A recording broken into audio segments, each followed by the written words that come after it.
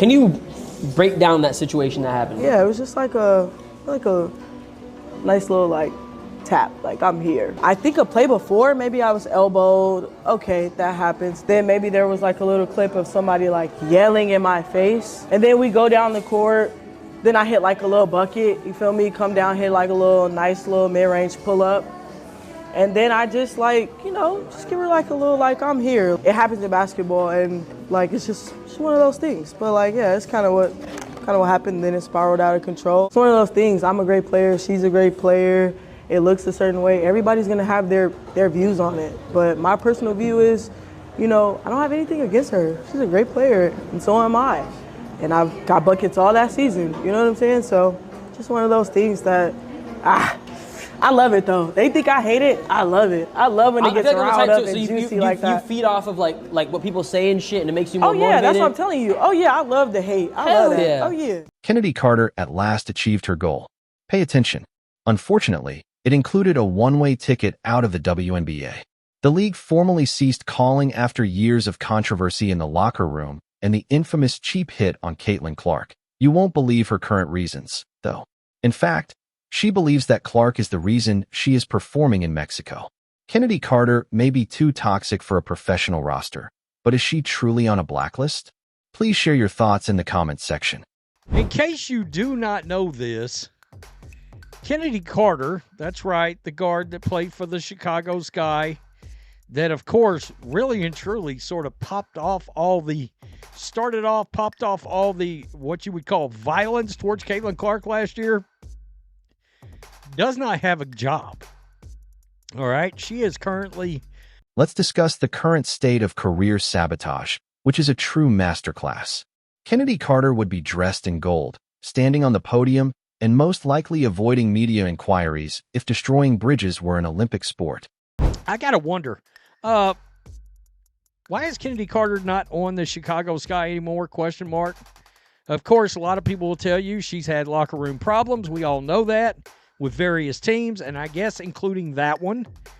But she does not have a contract right now. A scoring machine. Okay? A pure scoring machine in the WNBA does not have a contract. All right? And when I say scoring machine, look, she scored on the same kind of level.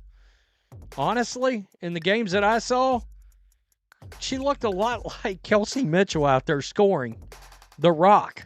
The WNBA has essentially placed a do not engage label on her career, and honestly, it's hard to blame them. When a player becomes so difficult to manage that an entire professional league would rather compete shorthanded than have her on the bench, that speaks to a rare level of dysfunction. It's almost astonishing. Here is someone averaging 17.5 points per game, shooting 50% from the field, yet front offices watch her highlights and conclude they would prefer a root canal without anesthesia. That's the reality Chennedy Carter now faces, packing for Mexico after the league effectively pressed pause on her future, and in a twist no one finds surprising, she refuses to accept responsibility for her lack of professionalism or her history of disrupting team chemistry. Instead, she shifts the blame to Caitlin Clark, because when you're the one delivering hip checks, accountability somehow belongs to someone else.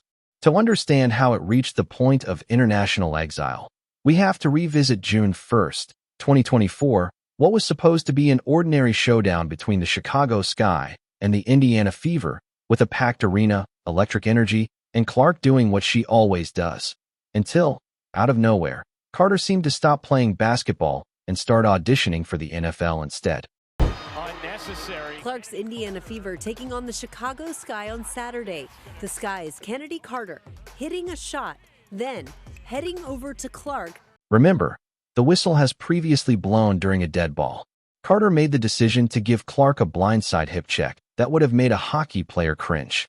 It wasn't a play in basketball. A player who wasn't even glancing at her was the victim of a well-planned petty hit. What was Carter's next move? She didn't say she was sorry. Instead of simply committing an egregious foul on national television, she sat on the bench as Angel Reese cheered from the sidelines as though they had just won a championship. The consequences were immediate. Carter's reputation was already permanently harmed, even though the WNBA later escalated it to a flagrant one. Kennedy, on the play before bumping in with Caitlin, it seemed like she turned to you a little bit after the Fever I score. ain't answer no Caitlin Clark questions. Did she say anything to you? I don't know what she said. What'd you say to her? I didn't say anything. That's enough. Once people began revisiting her history, it became quite a revealing journey. This wasn't an isolated lapse in judgment or a fleeting emotional outburst. This has been a recurring pattern for Kennedy. Take the Atlanta Dream, for example. They selected her 4th overall in the 2020 draft, expecting her to become the franchise foundation. Instead, by 2021, she was suspended indefinitely for behavior deemed detrimental to the team. Reports suggested she clashed with a veteran teammate and operated as though rookie status didn't require professionalism or respect. The Dream eventually grew weary of the constant turmoil and traded her to the Los Angeles Sparks simply to restore some peace. One might assume a fresh start in sunny LA would reset the narrative. It didn't. Her time with the Sparks was briefer than a preseason contest. She was benched over conduct concerns and ultimately waived altogether. Consider the implication. A franchise with championship ambitions evaluated a 20-point scorer and concluded they would rather have an empty roster spot than continue dealing with her presence. Did you realize this was to become a big national story? It has become a big national story. We've had things that have been thrown into hoops like racism and just different things thrown to players that shouldn't even been brought up. This is a game I love. This is a game I'm passionate about. And at the end of the day, I'm thankful that I'm able to display it to everybody. And if you're gonna watch the game, watch all of the game before you make opinions. Just watch the whole game and get to know the players. Those that saying you don't know players, you haven't watched the WNBA. Get to know your players that are already here and already in this league and already trying to make a mark. So when the Chicago Sky decided to take a gamble on her in 2024, everyone understood it was her final opportunity. Yes, she performed on the court, but when the head coach is dismissed and the incoming staff evaluates the locker room atmosphere and concludes they prefer a full reset rather than keep you in the mix, the message is unmistakable. The Sky didn't even extend a qualifying offer. They simply stepped aside and allowed her to walk without resistance.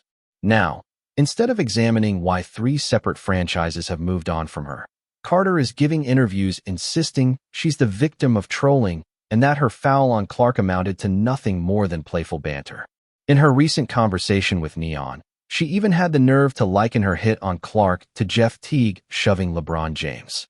Can you break down that situation that happened? Yeah, it was just like a nice little tap, like I'm here. I think a play before, maybe I was elbowed. Okay, that happens. Then maybe there was like a little clip of somebody like yelling in my face. And then we go down the court. Then I hit like a little bucket, you feel me? Come down, hit like a nice little mid-range pull up. And then I just just give her like a little I'm here. It happens in basketball and it's just one of those things. But yeah, it's kind of what happened. Then it spiraled out of control. It's one of those things. I'm a great player. She's a great player. It looks a certain way. Everybody's gonna have their views on it. But my personal view is, I don't have anything against her. She's a great player, and so am I. And I've got buckets all that season. You know what I'm saying? So, just one of those things that, I love it though. They think I hate it. I love it. I love when it gets riled up and juicy like that. You feed off of like what people say and shit, and it makes you more motivated. motivated. That's what I'm telling you. Oh yeah, I love the hate. I love that. Yeah. Oh yeah. When asked to explain the incident, she downplayed it as nothing more than a harmless gesture. According to her version, it was simply a small tap to signal her presence, suggesting that a play earlier she might have been elbowed and that these things happen in the flow of competition. She referenced a moment where someone may have been shouting in her direction, then described coming down the floor, knocking down a shot, hitting a smooth mid-range pull-up, and afterward giving Clark a subtle reminder that she was there. In her view, it was routine basketball, just one of those in-game moments that escalated beyond its reality. She framed it as 2 elite players competing, insisting she holds no animosity toward Clark and emphasizing that she, too, delivered buckets all season long. To her, it simply appeared worse than it was, and everyone is entitled to their own interpretation. She even claimed she thrives on the backlash, saying she enjoys the criticism, feeds off the negativity, and embraces the so-called hate because it fuels her performance rather than diminishes it. She claims to thrive on the hate and loves putting up points. But while Clark is breaking records and carrying the WNBA's marketing, Carter is busy checking pesos. She insists she's being blacklisted because the media wants a story, yet that story has been written entirely by her own actions. The league has grown into a multi-billion-dollar business that doesn't need players targeting stars out of jealousy. They need professionals. Talent alone isn't enough. The other half of the job is not being a liability. Dodging accountability, mocking rising stars, and alienating anyone trying to help doesn't make you a victim. It makes you expendable. Clark didn't get her suspended in Atlanta, waived in LA, or ignored by Chicago. Carter orchestrated all of that herself. She built this bed, and now she has to lie in it. A stark cautionary tale for anyone who confuses skill with professionalism. You can dominate the scoreboard all you want, but if teammates dread sitting next to you on a plane, your career won't last long. The WNBA is sending a clear message. Nobody is bigger than the game. While Chennedy relishes the hate from Mexico, the league continues to thrive. Arenas are packed, and noticeably fewer players are getting blindsided during deadball situations. It seems the league has learned that removing toxic influences actually improves the product. Maybe one day she'll understand that a small tap rarely leads to a league-wide suspension, but judging by her recent comments, don't hold your breath. She appears perfectly content playing the villain, even if it's in a league she can no longer compete in. Her audacity is on full display in that neon interview, where she frames the hip check as a casual, "I'm here" gesture. Really? "I'm here" normally means a handshake or a nod, not a full-body hit that sends a 160-pound athlete crashing into the hardwood. She claims there was some smack talk beforehand, but in basketball, the response is scoring or locking down on defense, not attacking someone off the ball. That isn't competitive, it's weak. And the comparison to Jeff Teague and LeBron? That's the cherry on top. Teague himself admitted years later that his shove came from frustration, unable to contain LeBron, not as some casual greeting.